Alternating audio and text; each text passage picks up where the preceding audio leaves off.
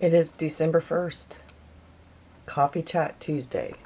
Hello, it's Birch Taylor.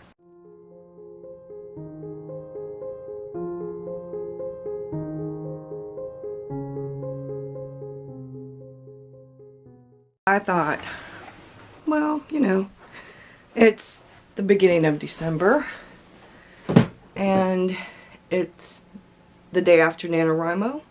So what do you do after NaNoWriMo? I mean, what happens next?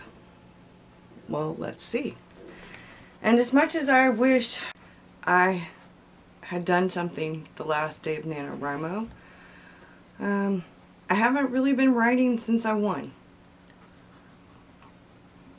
I took a break from writing. I read some books. I read the third book in the Dark Witch series by Nora Roberts.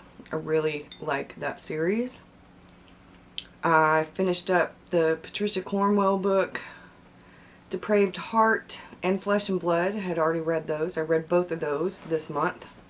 I started reading The Journal of Abraham Van Helsing. I just got the Christine Fahan. I think I'm only missing one book, which is, I think, Airbound. Yes, I have Spiritbound, Earthbound, and Waterbound. So I'm missing Airbound. I think it just hasn't come in yet. I'm gonna have to check. Thrift Books is like awesome because you get books for so much cheaper. And I haven't started these yet. I'm going to. And I am, of course, still reading The Talisman. I have my calendar ready. My planner is ready. Everything is ready. I am in the process of listing my goals for the month of December and then for the next year, for 2016. I'm writing goals. I need to work on getting all of that down. One of the things that I learned from this year's NaNoWriMo was that I do pretty well with an outline as long as it's not too detailed. I can outline the chapters with maybe a paragraph or so, hit the highlights of the important things that happen, and then every now and again for a scene that I know I need something, I can put surprise one or conflict or tension or something like that and just put like one little line that I know I need something and then leave it at that. And that way I still have the creativity to move fluidly throughout the novel without it being so detail oriented that I feel locked in. Because sometimes the characters take you in directions that you didn't really think about or didn't even know existed when you're first planning out your novel or when you're first writing your novel. I also figured out that I really do well when I hold myself accountable. Like with I didn't do daily vlogs. I did pretty much almost every day, some days in a row. I skipped a day here or there. But when I hold myself accountable, I think what I'll do from now on is a Tuesday and a Thursday, or a Tuesday and a Friday. I don't know, but I'm going to pick 2 days during the week where I catch up on what I've got going on in my writing, how things are going, and one day will be where I've told you about how things are going, and then the next one will be maybe my goals, or maybe it'll be a bit of both. But I think that will work pretty well because I'll have 2 days where I'm, holding myself accountable. I'll space them out so that they're not right together. And I'm going to also start blogging on a regular basis, on a daily basis. I need to get back into that. I have been very remiss in the blogging department. Before I started doing videos on YouTube, I blogged daily, sometimes more than one time a day. And there's just so much work that goes into play with making a video, if you edit it and stuff like that, and it takes so much time to upload, that I've been spending a lot of that time that I could be blogging doing all this. And I think I need to get back to maybe doing some videos that aren't so edited and just doing a little bit of a chat and holding myself accountable, talking about books and my writing, and maybe art journaling as well. I think I need to do 1 day a week where I talk about art journaling and 2 days a week where I talk about writing, and then maybe 1 day a week where I catch up on books.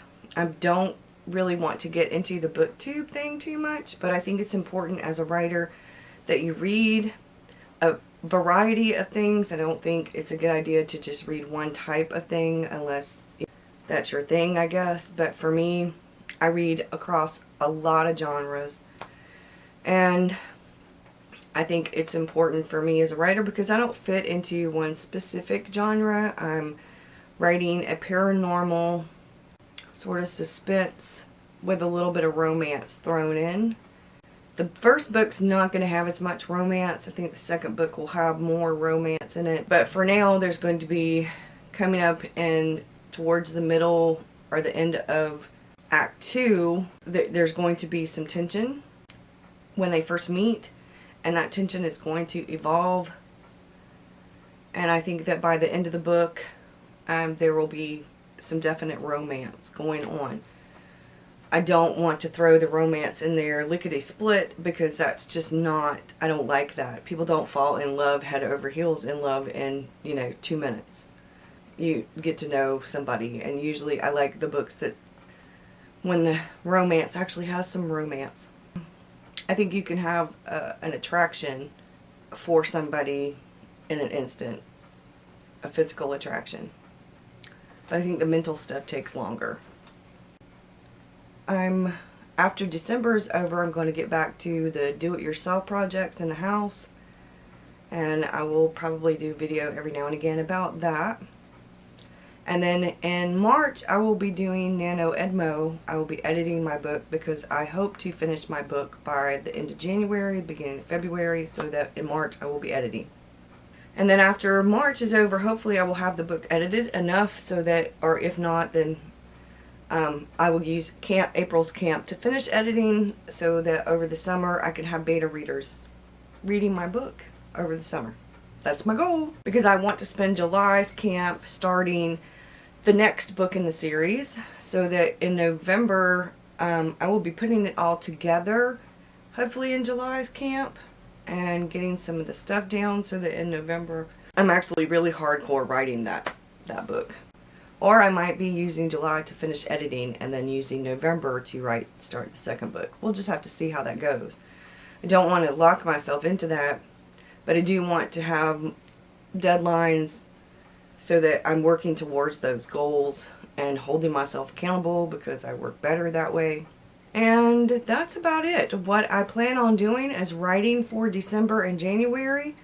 I'm going to go back to art journaling and every day, and I'm going to go back to blogging every day. So I will probably have 4 videos a week and maybe 5.